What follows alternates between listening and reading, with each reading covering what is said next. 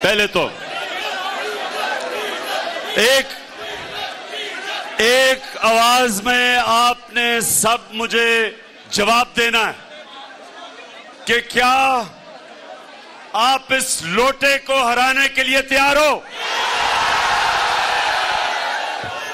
मैं सारे हलके के नौजवानों को सबसे पहले एक पैगाम देना चाहता हूं। सबसे पहले गौर से सुने कि किसी सूरत